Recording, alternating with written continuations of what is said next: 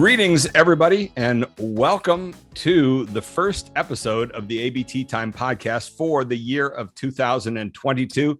This is actually episode number 31 for ABT Time, which means we're long past the threshold of 20 episodes that most podcasts never make it to. And in fact, we got a wonderful guest for today, David H. Freedman. I would have to say he is my number one all-time favorite science writer, and we'll get into that in detail. There's a bunch that I really like a lot, but his work for the past 10 years I've been following closely, and we'll talk about that. I'm going to take about 10 or 11 minutes to do the usual setup, because as you know, the ABT Time podcast, every guest we have on, we put them into the context of the ABT framework and narrative structure and narrative selection, all the things we talk about in the ABT framework course for starters. So let's get going with a little bit of background here on what we're going to be talking about. David, as I said, is a science journalist and author. He publishes frequently in The Atlantic and Newsweek and Wired and Scientific American. The big picture I want to put this all into for our discussion today is around a term that I came across recently that I'm tempted almost to rename this whole podcast, because it's really my lifelong number one obsession, which is the Information Maelstrom. And that is a term that comes from Marshall McLuhan, the great media visionary of the 1960s. He was best known for his catchphrase, "The medium is the message." He was a guy who in the 60s began to realize that we'd become a media-driven society. A great book that kind of parallels that is David Halberstam's The Powers That Be, which I've talked about in a few previous episodes. And McLuhan died in 1980, but in his last year or two, he kind of became fixated on what he called the Information Maelstrom. And what he was talking about with that was the idea that he could see that we were generating so much information already. And this is before, it was the 80s when we had the information explosion and everything changed in society. It certainly did for me. I started graduate school in 78 in one world, and by the early 80s, it was a different world with all this information exploding everywhere, and the number of scientific journals and things like that cropping up all over the place. And what McLuhan did was he drew on the famous Edgar Allan Poe poem about the descent into the maelstrom as a story from like 1800s fishermen in Norway and the fjords, where they have all these swirling currents, and the idea that there was this mythical giant vortex called the maelstrom that was a place that ships would go into and they couldn't get out of, and everything just gets spinning around and sucked down and eventually into oblivion. And he kind of adopted that. And here's a quote from him, 1978. How are we to get out of the maelstrom created by our own ingenuity? So that's what he saw, was that our ingenuity was producing all the science and technology and all this amazing stuff.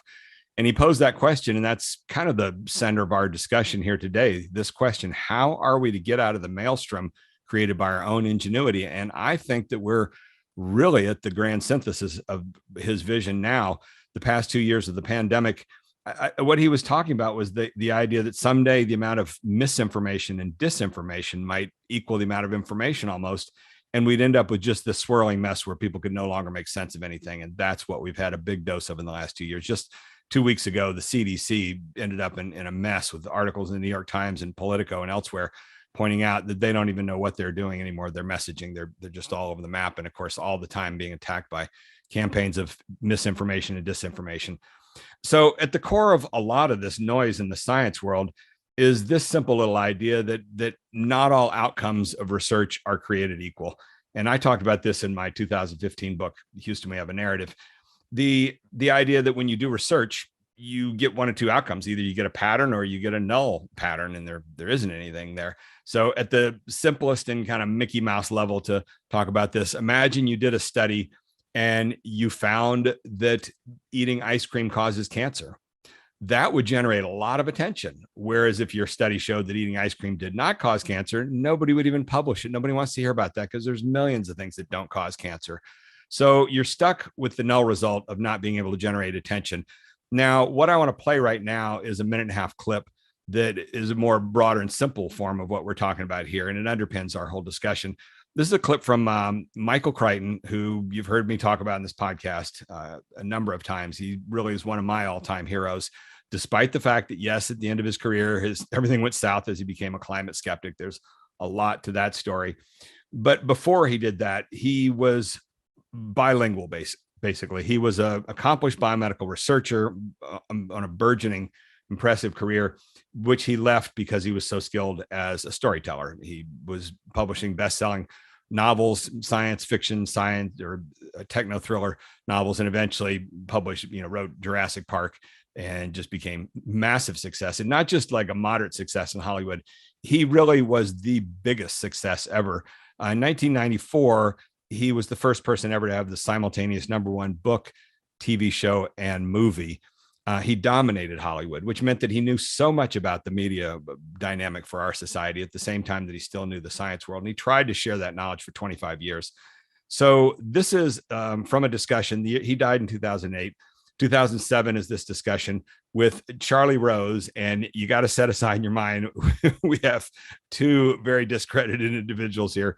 You've got Charlie Rose, lost his whole career to sexual harassment, interviewing Michael Crichton, who ended up as a climate skeptic. So not the best sources if you look at it from that perspective, but I just want you to listen to the content of what they're saying here because it really brings it to life. So here we go, minute and a half, and let's listen in. Why does it have such currency? Well, first of all, what is the way about America works that gives it such currency? It's not America, it's human beings. They line up for the catastrophe. They're ready for it. They're ready for overpopulation. They're ready for resource depletion. They're ready for whatever it is. We're ready for bird flu. I mean, it's going to wipe us all out. Bird flu is not a problem either? It's a potential problem. Could be a very serious problem. Yes, I thought so. Yeah. But I mean, people they're ready. They're excited. They're excited about mad cow. I think it's for example, I've done this as a sort of test. Sit down at a dinner party and you say, the world is coming to an end. We have the most horrible things, and you get immediately the aroused attention of the table. Alternatively, you say, you know what, basically everything's good. The world's getting better. Nobody cares. No, they get angry, or they turn away. It's not what we want to hear. We want to hear disaster. But isn't that true about writing books and also making movies? Yeah. The terrorist threat is crisis. What sells. Crisis. Okay, crisis. People line up for the catastrophe. That's the little catchphrase from that discussion there. And I think that really embodies a lot of this dynamic. They don't line up for the no news. Now, Michael Crichton was an amazing individual, and one of my longtime mentors here in Hollywood was one of his professional partners, Mike Backus. I met him 30 years ago, and he worked a lot with Crichton. He wrote the screenplay for 2 of his novels and was a business partner with him in a gaming company and all kinds of things. And one of the things he's told me was that one of Crichton's favorite books was this little book that came out in 1998 called The Experts Speak. The subtitle says The Definitive Compendium of Authoritative Misinformation. It's really a very relevant book for what's going on nowadays. And here are on the on the Amazon page, there's a few quotes from it that, let's see if I can, read these. Okay. There's a few quotes that are from the book, a whole bunch of them actually. Here's 3 really great ones, but this is just, famous last words from experts. Here's the first one, quote, "Stocks have reached what looks to be a permanently high plateau," unquote. That's a quote from Irving Fisher, professor of economics at Yale University, October 17th, 1929, 2 weeks before the giant stock market crash. So there was an expert telling you that stocks are never going to come back down. Here's a second one, quote, "We don't like their sound. Groups of guitars are on the way out," unquote. That is from a Decca recording company executive turning down the Beatles in 1962, telling them, nobody wants to listen to a bunch of guys with electric guitars. And then here's a third one, quote, "There's no reason for any individual to have a computer in their home," unquote. That is from the president of Digital Equipment Corporation, 1977, before the advent of home computers. So over and over again, all these experts that come out with these sorts of proclamations that turn out to be so incredibly wrong.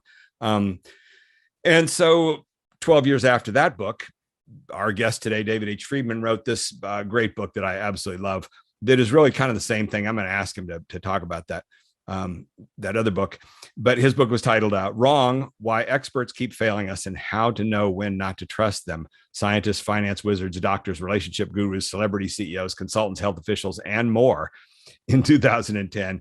And exactly, this is the noise factor in our society. All these experts now on TV day in and day out on all, CNN, Fox, MSNBC, all telling us what's coming in the future. And no, none of them very good at it. So that's one little bit of intro for today's guest. Then second little anecdote I want to share here that also kind of sets him up was in 2010, I was headed to an epidemiology conference they'd asked me to speak at University of Connecticut in the wake of my book, Don't Be Such a Scientist. And I had no background in epidemiology, so wasn't quite sure what I was going to be saying to them. But on the flight at the airport, I bought a copy of that month's Atlantic Monthly. And there was this article in there from David. This is the first thing I ever read from him. It was titled Lies, Damn Lies in Medical Science. And here's the subtitle to this article. Much of what medical researchers conclude in their studies is misleading, exaggerated, or flat out wrong. So why are doctors, to a striking extent, still drawing upon misinformation in their everyday practice? Dr. John Ioannidis, that's the correct pronunciation. Dr. John Ioannidis has spent his career challenging his peers by exposing their bad science.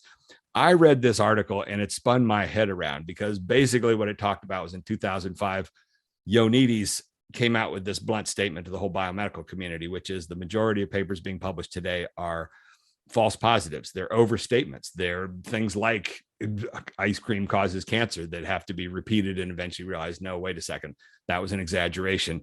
And just the amount of noise existing in the biomedical literature today, the medical community rose up a little bit against that, but then a lot of other people did similar studies and found that it's probably somewhere right around there. There's an awful lot of noise in the wake of that. One of many projects, something called Retraction Watch, came up. And by the way, in the past 2 years of the pandemic, that was the first thing that happened 2 years ago. Exactly right now, the start of the pandemic was the medical community agreed, we got to get this results out there fast. And so they threw the doors open, pulling back a lot of peer review. And it's documented that a lot of inaccurate studies were published quickly at the expense of trying to get the novelty out there. So you make those kinds of choices. That's part of science. And we'll talk about that.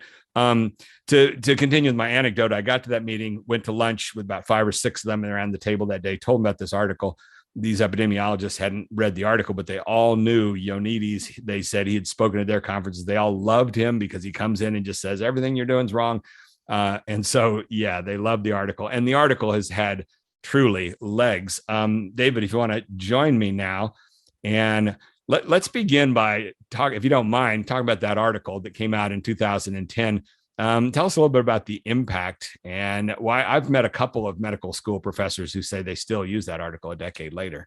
And how are you doing? How's the weather in Boston, for starters? That's where you're coming to us from. Yeah, it's been pretty horrible the past few days, classic Boston weather. But in general, hey, like so much of the world, things tend to be a little warmer and weirder than they used to be, but things are okay. Thanks for having me on. It's great to be here, by the way. Well, it's great to talk to you. I've been stalking you for about 12 years now. In 2013, I think it was, you came to LA working on that story about processed foods. And I think I picked you up at the airport and took you to lunch at some health food restaurant that was part of your background research on that. But let's begin with that Damn Lies article. Tell me a little bit about the legacy of it. How's it gone with that over the years? Well, first of all, I should say, I often have no idea how my articles are really received and the kinds of legs they have and whether they matter to people and how much and in what ways. But I have to say, for that article, I have gotten a certain amount of feedback to suggest it has sort of entered medical school lore. My son is in medical school, and very early on, one of his first classes, sure enough, they're talking about John Ioannidis. I mean, it seems to have had an impact, at least if nothing else, in giving his work a broader audience. I'm not sure it necessarily changed the shape of anything, but I think more people have seen it. And it's gone on, of course, to have a great life of its own, far beyond anything I wrote. Well, it is so important to have journalists that can do exactly that, can get the broader audience for something that's so important, especially with a social dynamic to it. It addresses this problem of noise. And what was the legacy on his, it was 2005, wasn't it, when he made that bold statement, and then everybody started going at it, and it pretty much held up, didn't it? Oh, yeah, it's held up. I mean, it's probably gotten worse in recent years for some of the reasons you talked about. And I don't think the problem's going to go away. I think it's baked into science. And that's one of the things I've tried to bring out. And because when you're talking about the wrongness of scientists, a lot of people are going to assume you mean don't listen to scientists, listen to people other than scientists. And exactly the opposite is true. However wrong scientists are, everybody else tends to be a lot wronger. They have the most successful track record, as bad as it is. The point is, the world is complicated. The world is messy. Science is hard. You take one step back and a couple of steps forward. And Ioannidis pointed this out, that we shouldn't expect scientists to be right. We should understand this messy process and understand that at any point in time, if you take a snapshot of what scientists are claiming, most of it will be wrong, but they'll learn from it. It'll be identified as wrong, or at least misleading or exaggerated, and then they'll do better and better over time. And that's how it works. Okay, so what you're talking about right there is incredibly important right now, because all of this was botched 2 years ago when the pandemic began.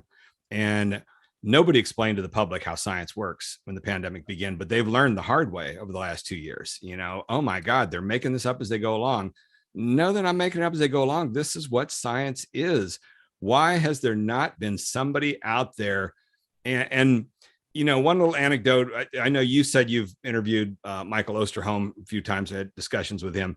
What happened for me was in October of 2020, he was on Meet the Press. And in his interview there, he said, one of the big mistakes we're making here is that we're failing to speak with a single voice. And as soon as he said that, that is with the core of the course that I teach on the ABT framework, is the importance of the singular narrative. And this is what leadership is built around. You've got to have that singular voice. And so I sat up and there's a kindred spirit. I got in touch with him through the CDC, and then the rest is unfortunate history for him.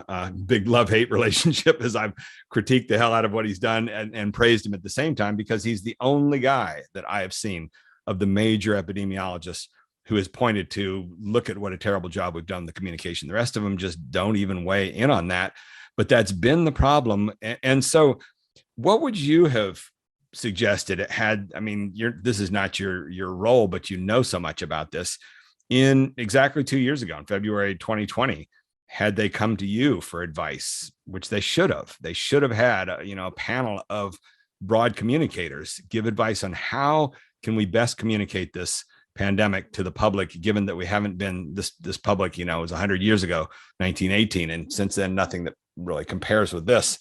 You got any initial thoughts on what you would have given for advice? I do. And I have to be a little careful here. I have a little bit of a conflict of interest, because I have been asked to give advice to some of the public health agencies.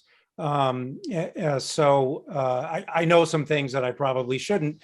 But basically, first of all, super hard situation. And anybody who says they should have done this, they should have done that, it's being a little unfair and arrogant, I think. It's really tough. That's me. I'm unfair and arrogant. Okay, keep going. That's okay. I mean, sometimes I'm unfair and arrogant too, because sometimes things deserve to be said, even if they're unfair and a little arrogant. And this may be one of those cases. But there's a huge disconnect between what science is all about as we normally think about it, which is advancing knowledge, which is that incredibly messy process where you have different findings, different voices, and they work it out over time best they can until they come to a consensus. And then over time, that consensus often turns out to be wrong. And then they have to try to forge a new consensus over time. And we see this again and again happening everywhere in science. However, in a public health emergency, and this happens every day in medicine, should we prescribe this drug? Should this drug be approved? Does this treatment work? Is this surgery good? Is this a legitimate diagnosis? All these questions, but especially a public health crisis, it's not a good fit with science, because that's where you want people to do what science at this point of time think is probably the best thing. May turn out to be wrong, but there's a better chance of it being right than anyone who's, happens to have a microphone and claims maybe we should be injecting bleach under our skin, for example. Just to pick a random example. Right. So be careful who you listen to. And I think your best bet's always scientists, but at a time like that, you want the science community to speak with a single voice and say, do this. All right. Okay. Easier said than done. How do you do that? How would you have done that 2 years ago in February, especially with Trump as president? But practically, how would you have gotten that message across? I think the scientific community has to have a meta conversation. It should have happened a long time ago, before we had an actual crisis, where there should have been an understanding forged in the medical community that in a time of crisis, when you need people to take public health advice, it's not the right time to publicize all your potentially conflicting findings and be talking them up in the press. Now, I mean, listen, I'm not in favor of muzzling scientists in the press, but a public health crisis is a unique situation, and you have to weigh the good of the public against the general criteria that make for good science, and they conflict. And in my opinion, it needs to be worked out, and you need to handle public health with a stronger hand that actually goes against much of what science is. Well, this is good. And as you say, you've got some deeper knowledge you don't want to reveal or whatever. But simple question, which was in October, November of 2020, that first year, right after I got to know Osterholm, he was invited to be one of the first 13 members of the president. As soon as Biden came into office, he had his advisory council, and then they added 3 more eventually. But they were all epidemiologists pretty much, really right in there in the biomedical community. And I kept, this was the beginning of him getting annoyed with me. I just week after week, I'd say, when are they going to assemble the equal and opposite communications advisory team? And hopefully that comes largely from Hollywood and Madison Avenue, the 2 giant practical forces in our society that know how to reach the masses with messaging, not from the academic world, not from the National Academy of Sciences. I don't care what academic credentials they've got, but they never did anything to that effect.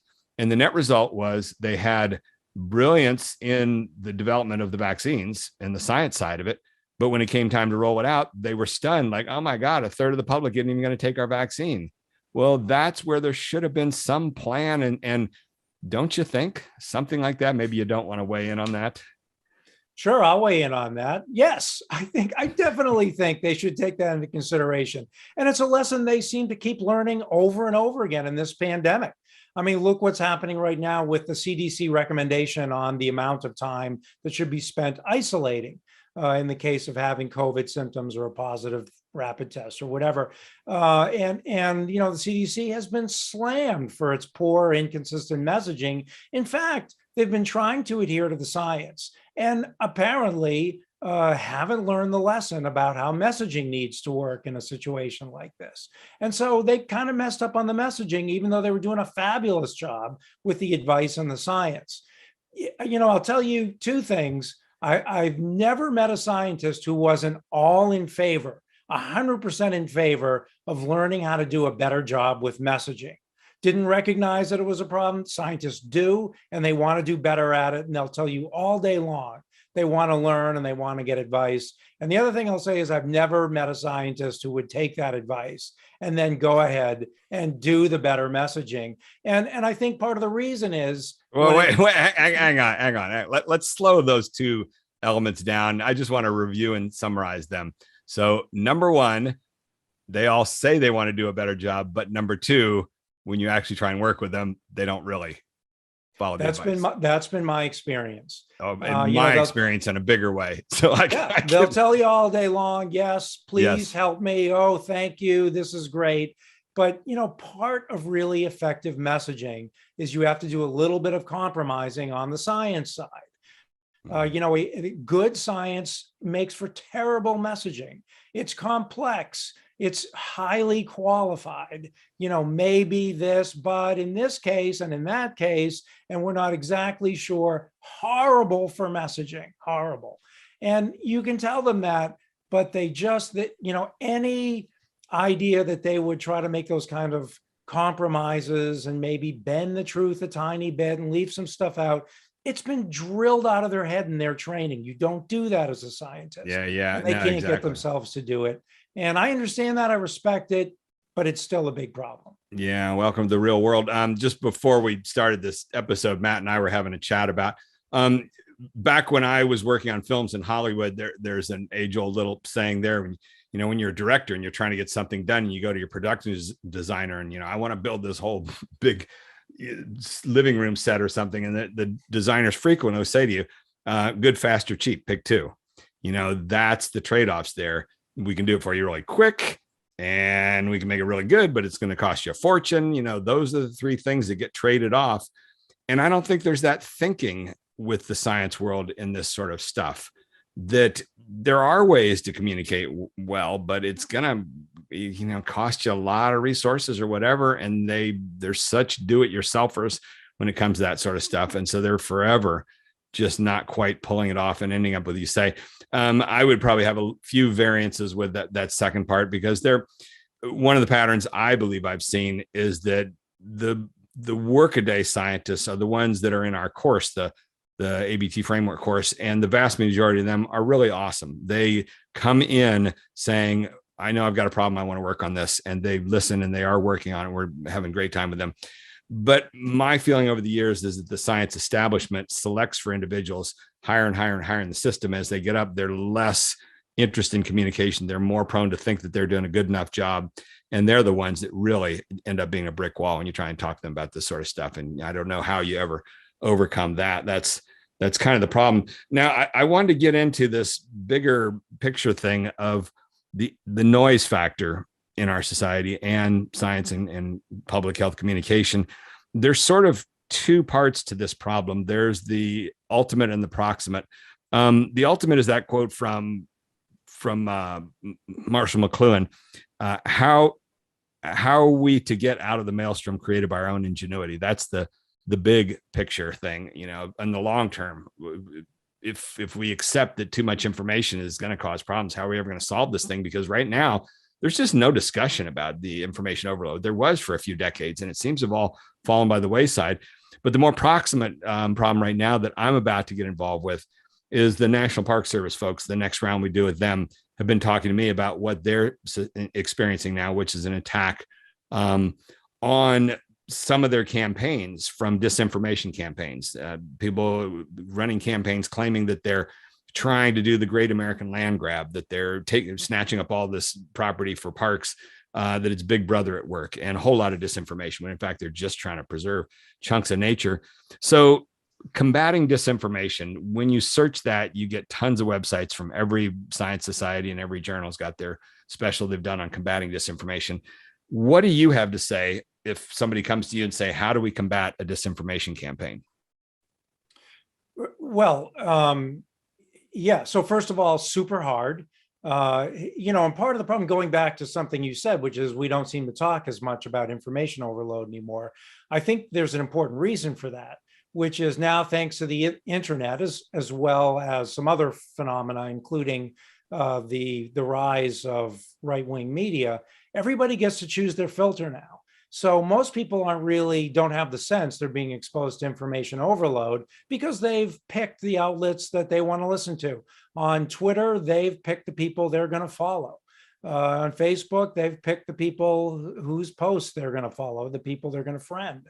And of course, they watch the outlets, the channels, the publications that pretty much echo their worldview. And there you get a pretty consistent, boiled down kind of voice about what's happening in the world. It's universally wrong. Everybody's filter leads to really misunderstanding of what's happening in the world, overly simplistic views. And so when someone comes and says, well, what do I do about a disinformation campaign? I mean, the first thing you have to say is, wow, good luck, because you're going to have to attack it at the level of that particular structure, that particular filter that chooses to publish that sort of disinformation, where the people who choose to listen to it have chosen that sort of information. They like the disinformation. They've made up their minds about it.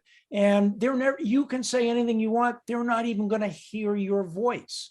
I mean, what are you going to do if you want to go against anti-vaxxers? Do you think anti-vax channels are going to have you on as a guest to tell people why anti-vaxxing is such a terrible idea. And by the way, a side note on the anti-vax thing, right at the moment, I checked this morning, the book by Robert F. Kennedy Jr., Yeah. Attacking Fauci. Yeah. Yeah. For which the science world, I haven't seen much of any defense against that book so far. I guess they just think it's trivial, but right now, this morning, No. it's 2 months it's been out now, and it's still number 5 in hardcover on Amazon, and it has over 7,000 reviews. That book is reaching a major demographic in this country, and it ain't just the far right wing. I mean, and look at the politics of that guy's family to begin with. He's got open ears. When is the public health world establishment going to take that sort of an attack seriously? I believe they do take these kinds of attacks very seriously because they see the impact it has on the public. The reason they don't talk about it is because they really think at this point, the only strategy they have is to not give it any air in their own channels. And how did that work with John Kerry and the Swift boat veterans? Yeah, it doesn't work very well at all. It's a terrible strategy. It really is. What else you got? Well, okay, let me take a shot. Yeah, let me take a shot at you. This is part of why I wanted you to have this conversation. You tell me how wrong I am. But in fact, that's perfect. The author of Wrong is here to tell me that I'm one of these instant experts that's wrong about everything. But one of the little things that we've kind of been enshrining in our ABT framework lore and the short books that we're putting out a series of is my good friend Shirley Malcolm, who was head of education for the American Association of Advancement of Science for many, many years, for decades. And 10 years ago, when I first went to her with the ABT framework, she instantly got it and said, oh, yeah, that's really important. But one of the things she said to me over the years that I'm now enshrining as a simple rule, because I don't see anybody else's statement of this thing. We call it Shirley's Law. We talk about it a lot in the course. And what Shirley's Law is that if you don't tell your own story, somebody else is going to tell it for you, and you probably aren't going to like how they tell it. In the simplest of terms like that. And this is what the whole Democratic Party and the science establishment are just so bad at. They just sit there thinking they're still 20 to 30 years ago when you could just have this voice of authority and everybody listen to you. And now it's all out warfare. The last 20 years, I've watched it with the 2 films I did on the attacks on evolution and climate science. And its narrative is the battleground going back and forth. And yet they still don't seem to have this proactive mindset to it. And every publicist I've gotten to know in Hollywood, they know how to get out ahead of issues. They know when something bad happens, you better get a story together and get it out there first, because all the other people are going to be making their own story. And that's what I don't see happening. And that, I think, is a crucial part of combating disinformation, which is, as one PR firm that I worked with always would say, you're chasing the bus. Once you're chasing the bus, it's hopeless. Once somebody else has gotten a hold of the narrative, you're trying to correct things and nobody's listening to you. It's already caught fire that way. Do you have any thoughts about that, about the need to play offense rather than defense all the time? No, I think you're absolutely right. The qualification to that is it requires, short of going back in time, it requires understanding when there's about to be a disinformation storm, that there's a vulnerability to it. Yes. And of course, these days, it's very predictable when there's going to be. And then you try to get out and anticipate what that disinformation is likely to be, and then try to get out in all the channels, including those channels that hit those people who are very prone to falling for conspiracy theory and disinformation, because it isn't everybody. I mean, we know, we have a certain understanding of who those people are. And I don't mean that in a political way, necessarily, that it's all, for example, right wingers all believe that left wingers are the ones who fall for all this crap. And it really spans the spectrum. But if you can anticipate what it's going to be before the disinformation takes hold and people all make up their minds, that I absolutely agree. That's your best shot. And people should anticipate it and get out ahead of it. But then let me ask you something, jumping back a little bit in here. Your book, Wrong, when that came out, I think it's a tremendous book. I think it's very important culturally. And yet, how many different talk shows had you on to talk about the topic of everybody being wrong? I mean, nobody's learning anything. In 2015, Jill Lepore had a great article in the New Yorker about polls are garbage nowadays. And, a year later, Trump got elected. All the polls were wrong. Nobody said much of anything. Nobody cited her article in the wake of all that. I read all these articles about that. And then just yesterday, I saw an article about the latest Gallup poll, and it says that last year in 2021, there was a significant shift towards the Republicans in public support. But then you read in the details, this is based on 12,000 phone calls. Well, Jill Lepore's article in 2015 said, who answers their phone anymore? Where's this garbage coming from? It's garbage in, garbage out. Who in the world, and I guess it's probably Republicans that answer their phone much more. All my Democrat or lefty friends don't own a TV, never eat at McDonald's. I mean, it's all the stuff that you addressed in your food processing article. Just the cultural divide like that. And do you trust these polls? No.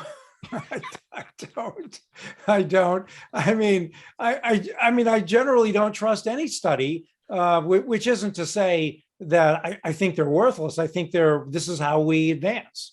For starters, if you're going to try to understand something and make a difference and do some good, you need something to measure. I think scientists, like anybody else, and experts of any sort, do often have a great intuitive sense through pattern recognition of what might be going on. But that's analysis. I mean, that's punditry. So what you got to do is you got to find something to measure to try to prove it. And as soon as you decide this is what I'm going to measure, you've got problems immediately, because measurements tend to be highly flawed for a billion different reasons. Right. There's really only one way to get measurement absolutely right, and there's a billion ways to get it wrong in any one situation, and you're never going to get it quite right. So I don't trust these kinds of things. I actually often pay more attention to good, smart analysis and try to tap into experts' pattern recognition ability. I think that tends to come up with better results than measurements do. Yeah. By the way, I mentioned that little book that Crichton was so fond of, The Experts Speak. You must have known that book well when you were writing. Ron, sure. Yeah, you're a fan of that book? Oh, yeah, absolutely. Yeah. In fact, my book, as you know, isn't really a catalog of experts being wrong, because books like that had already done it. I only spent a few pages of the book saying, look, experts are wrong all the time. I'm just going to give you like 60 quick examples. Here they are.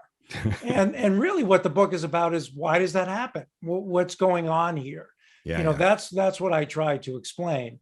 The Experts Speak is one of those books and articles that have done a fabulous job of, having a catalog of the way experts are wrong. Well, I have this, and again, sorry to eat up part of the time for you, but I'm trying to toss out my pet ideas and have you say yay or nay on some of them. So here's another pet idea, but it's the idea that humans thought and even lived more better 100 years ago, and they communicated better 100 years ago. And so there's a short little note that Michael Crichton wrote in 1975 in the New England Journal of Medicine that states that, and I'm constantly citing that.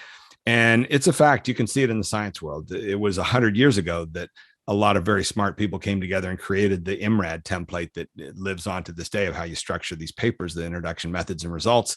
That came from them way back then. There's another thing that I cite a lot is the two little experiments that have been done on the IPCC, their summary for policymaker, that is policymakers, that comes out with every report every 2 to 4 years. And my friend John Sturman had a note in Science in 2008 that showed that even graduate students at MIT in science and math couldn't quite get the message coming out of these supposedly statements for the general public, the summary for policymakers. Then 2015, a writer at Nature did a quick little study and showed that the things have gotten more difficult to read since the early 90s. And then I had John on this podcast a couple months ago, and I asked him, has it gotten any better? He said, no, it continues to get worse. So we're getting more information and we're getting worse with the communication. Where does all that lead us? I think we're getting a sense of where it leads us. I think most of us have a sense that the world in some ways seems to be deteriorating, that we've been spiraling down. I'm not in any way saying we're going to keep spiraling down. I hold out a lot of hope that we're going to pull out of this. But I think things are getting worse in the world, and that's all. I mean, I don't think you can say it's objectively true, and it's hard to separate what's happened in the pandemic from other ways that the world seems to be getting a more dangerous, less functional place to live. But I think you can make that argument that things are getting worse. And I think a big part of it is the information explosion, the lack of an ability to get good messaging out, and for people to try to get pushed onto the right track and understanding what's going on. We have so many people who get onto the wrong track through conspiracy theories and other forms of disinformation.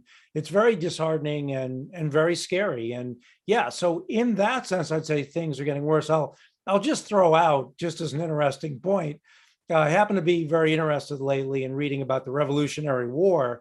And the Americans were anti-vaxxers. There was a huge anti-vax. So wait, hang on. Slow this part down. This is awesome. tell me where this is coming from.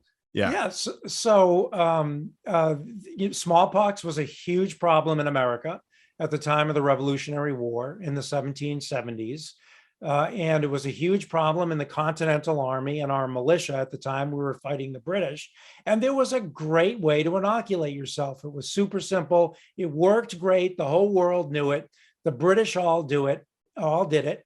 And Americans didn't want to. They believed God would take care of them. It didn't work. The inoculation would kill them. And finally, and it killed so many American soldiers, we lost Canada to the British because of it, strictly for that reason, that so many of us died of smallpox. Our army there couldn't stand up to a much smaller army of healthy Brits. So we lost Canada. And George Washington saw that and said, okay, screw this. I'm making you all get inoculated. And he forced inoculation on the American soldiers. And it was one reason we survived to go on and win the war. I'll also point out that during every pandemic America has seen, including the 1918 flu pandemic,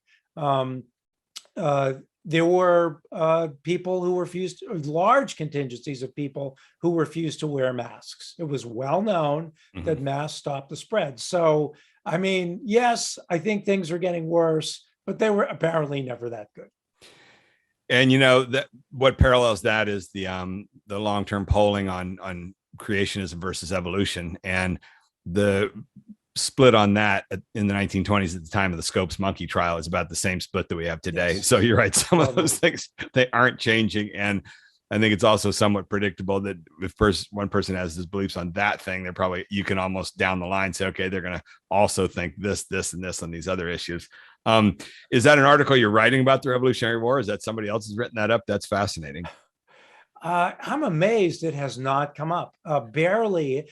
I've seen a couple of sort of vague and generally not correct references to it. I'm stunned. I've been in a lot of my writing lately. I've been sprinkling little references to there are so many wonderful nuggets because so much of what's happening now recapitulates what went on in the time of the Revolutionary War.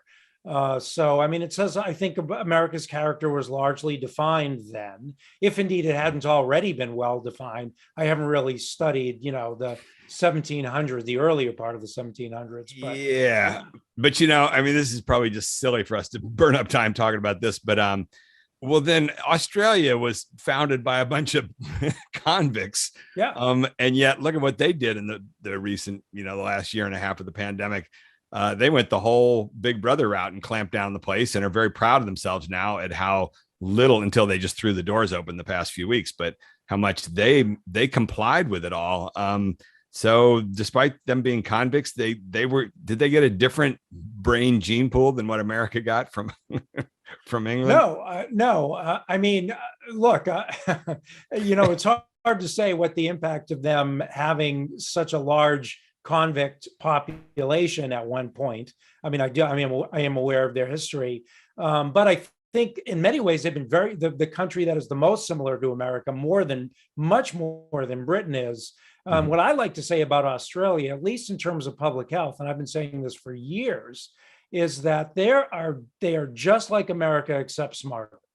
They have many of the same different contingents, and ideas, and people who object to this and people who object to that, but they seem to do a better job with messaging and government policy, so that in the end, they tend to do the right thing more than we do. You know what? Even though they seem to have the same kind of polarization. I'll tell you the one case study in that I know very well is in the world of coral reef biology. And that's exactly the case, which is that with their Great Barrier Reef in the 1970s, and actually one of my guests a few months ago, Jeremy Jackson, talked a little bit about this in detail, but they came together with a centralized approach to the Great Barrier Reef that is just legendary. They put together a systematic study of it. Unlike the Caribbean, where the U.S. has just had this horrible piecemeal, who gives a damn competitive approach that ends up with, a junk pile.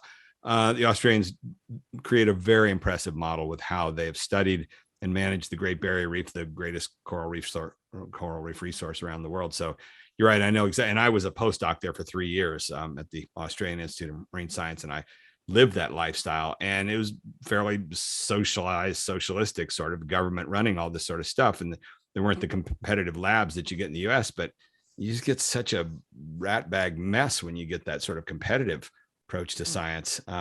So I know exactly what you're talking about with that. So do you think that we communicate worse today than 100 years ago? Well, I think the challenges are harder. I think, you have a more polarized population. We have the internet to contend with. It's harder to get a message out. Are scientists actually doing a worse job of it?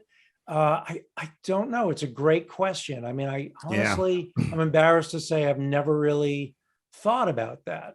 You've got me thinking. Yeah, you and I talked a couple of days ago, and I brought up this little kind of hobby horse topic of mine, which is, I'm getting pretty damn old nowadays, and I reach a long ways back to the 1970s, and I had the good fortune of entering graduate school when Stephen Jay Gould, the great evolutionist, was in his prime. And he was just the most magnificent intellectual I ever got to spend any time around. I was part of his Tuesday lunch discussion group off and on for a couple of years. And he was so damn smart. And he committed a major part of his life to telling cautionary tales about science. 25 years, he had a column in Natural History magazine. And so many of the stories that he told, he was a great, great storyteller. And so many of those stories were cautionary tales, which is you cannot understand any science unless you understand the scientists. They're only human. If you don't keep an eye on these scientists, they will spin out of control at times. They'll find their way into things that could be bad for society. And there were all these storytellers like Michael Crichton that told large scale, broad stories. Jurassic Park is exactly the Frankenstein story told at the largest of scales, which is we can create these wonderful things, these dinosaurs, but you better watch out because they'll turn on you. And I do not see those storytellers anymore. What I see now are Neil deGrasse Tyson raking it in for Cosmos, that scientists are the saviors of our society, and Bill Nye, the guy, ranting about science is awesome and gnarly. And then I see Rachel Maddow on her show, in which she talks about scientists as our savior. The whole cautionary side of science seems to have flown out the window. And the next thing you know, you've got Mark Zuckerberg there testifying to Congress about, whoops, sorry, our social media ruined your democracy. There just seems to be the extinction of a tradition of telling large, resonant, cautionary tales about science and technology. Am I crazy on that, or am I missing something? No, I think you're right. I mean, extinction is a strong word here. I'm not sure it doesn't exist. I mean, I think I've seen some examples and still see examples of people who really worry about where things are going with science. I think part of the problem is political here, which is I think much of the world has divided itself along political lines, one side of which says follow the science, and the other side of which says, no, scientists are a bunch of eggheads. It's us regular people who understand the world much better and tell the truth, and we can't trust scientists at all. So, for the people who tend to tell stories that you and I read, they're going to be a lot less likely these days, I think, to come out against science and try to put it in a bad light. And we tend to fight more to legitimize science and say, yeah, they're the experts. Clearly it's more complicated than that. We shouldn't be putting ourselves in these neat categories where, yeah, scientists are great and always get it right versus scientists are a bunch of know-nothings. it's complicated. Well, I think that scientists are great. but wait a second. That's exactly what all of those cautionary tales were. They were ABT structure. You know, scientists are great and they do wonderful things, but there is this downside. And as Crichton, there's one of his essays I read, you know, he said with every advance, with trains came train wrecks, with cars came car wrecks, with every advance comes this potential dark side that always should be talked about and thought about. But it just seems like somewhere along the line, and one of the major voices in that is even fiction literature that is made in a mode that can reach the broad mass audiences.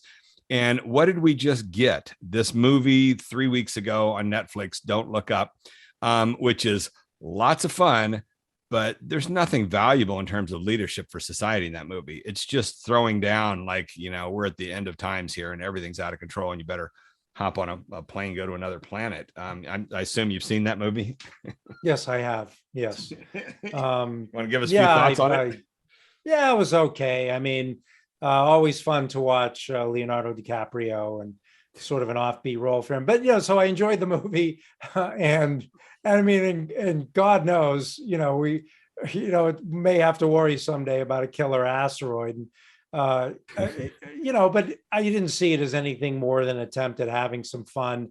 I mean, God forbid people see that as a model of how science works, especially in a crisis, and our failure to even comprehend the simplest and most urgent of messages. I hope we're not there yet. So I don't think that should be anybody's model of anything. Yeah, I think not. The overall message is pretty pessimistic on it, albeit entertaining. So we got just a few more minutes here. Got any last little thoughts on stuff that you're in the thick of? God, I love that Revolutionary War story. That is so deeply resonant with what's going on today, and the idea that some of those things haven't changed that much over time. Anything you can share with us that you're working on, or is it all top secret at the moment? Oh, sure. Yeah. Super top secret stuff here. Yeah. No, I wish my stuff were important enough to be considered top secret. You know, I'm doing much more political writing these days. I'm still doing science writing. You know, I'm really interested in the question that we touched on earlier of sort of the meaning of measurement and the problems wrapped up in measurement. That's something I'm working on.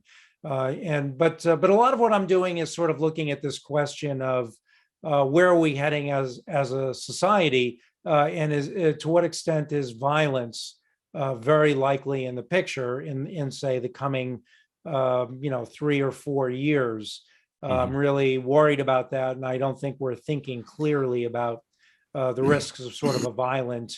And are you looking at that through the lens of wealth inequity? Because there, just about a month after Trump got elected, there was a great editorial in the New York Times. I wish I would have saved, but it was some scholar of sorts writing about how no society that's reached extreme inequality of wealth distribution has ever corrected that with anything other than violence, and that we're headed into that. And then this morning, I think I saw one of the headlines that the top 1% owns almost all the money now, and 99% of the people have got next to nothing. The inequity, the distribution is just so far out of whack. And is that a valid premise that you're never going to get redistribution at that point without violence?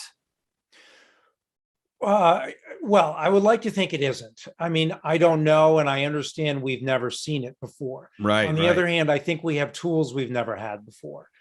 So, there certainly have been, for example, proposals for universal basic income. If a small percentage of the population is capable of producing tremendous wealth and is willing to share a large portion of that wealth through money that's just given to people who can't necessarily be super productive in a way that actually produces wealth in the same way, it could work. I mean, I don't see why it wouldn't. I'm not saying I'm a huge fan of that. I think it could also be solved through just an extension of present government policy through things like tax credits and safety nets. If we improve that stuff the way, for example, Europe has, or a place like Australia has, then I think we'd go a long way towards solving this problem. So I'm not convinced that that's the root of all our problems, or that it means we can't solve them. I'm more agnostic about the root of our problems and questions about inequity than I am sort of about once people get locked into certain narratives that lead towards a big clash, narratives of hate and distrust. Is there a way to back out of that? And that's what I'm really more. Let me toss out one last little specific on that point, which is, and this has kind of amazed me.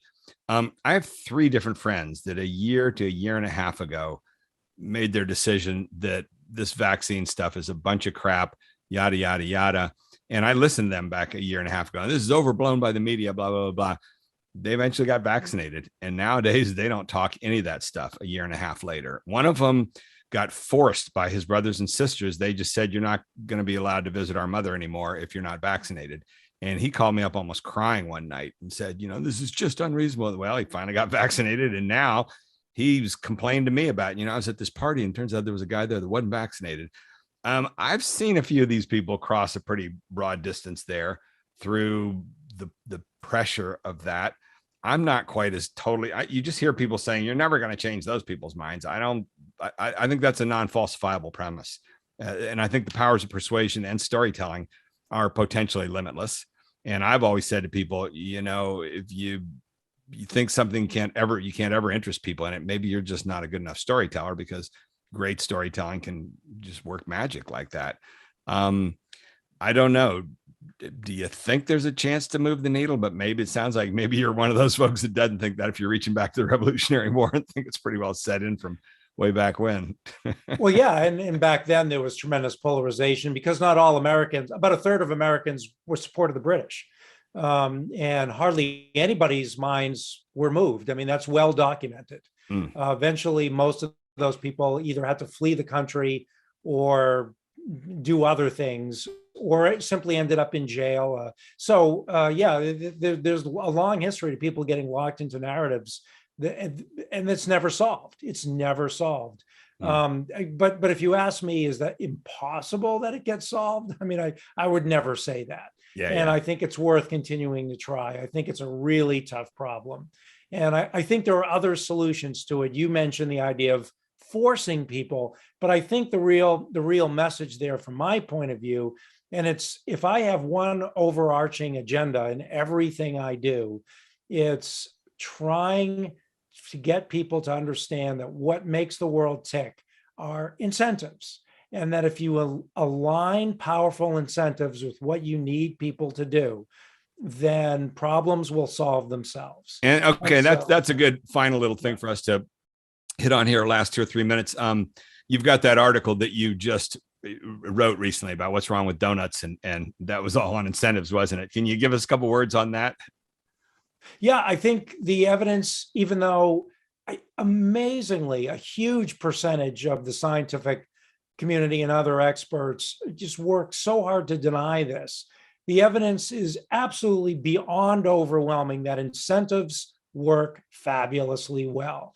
That you can take someone that has some, deeply held belief, that has some super ingrained habit and way of life. If you offer the right incentives, they can be impelled to change it. And this is how people build good habits and do the things we need them to do. And then the questions are, well, who should decide and who should provide the incentives? But these are things that can be worked out. So what I'd really like to see are the right incentives being put into place by the government and by others. And then I think we can change minds and get out of the mess we're in. And I'm sure I know what you hear a lot of times. So I'd like to think people are smarter than just needing incentives, but they aren't. Yeah. Yeah, they're horrified by it. Yes. It's bribery. It's bribery. And I go, yeah, you're damn right it is. And that's how the human brain is wired. There's no other way to explain how evolution would give us the brains that we do. Our brains are just accounting machines for what's going to pay off and keep us alive and make us thrive. Name your price. Of course, bribery works. Name your price. Let's use it. Let's use it. Yeah. That's excellent. All right. So that is our grand finale bottom line message, which is just figure out how much it takes to buy people off to get them to do the right thing. Maybe we could buy off the whole anti-vaccination movement at some point. That's great.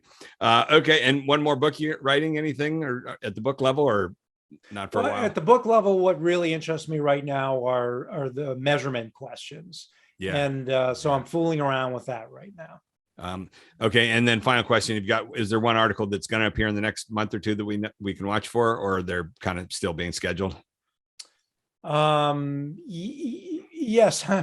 No, there is an article that's coming out, but I mean, magazines hate it when writers tip off their hand about what they have coming out. What can happen is some other magazine has a writer working on the same thing, and they hear that, oh, well, these guys are coming out with it, we better speed ours up. Yeah. And then I get blamed for it. So, Okay. so I have to plead angry editors. Yeah. No problem. And your most recent articles are all on your website's great. You've got all the articles on there, all my favorite ones. So we didn't even get into the processed food article, which could have been an entire hour discussion as well. I thought that was such a great article. I love that so much. And geez, yeah, the just the way you took on the whole Michael Pollan school. And was there a resolution to that? They came back at you on that a lot, didn't they? In that article. Oh no, I solved the whole world's eating problems, and ever since then, people have been eating healthy junk food.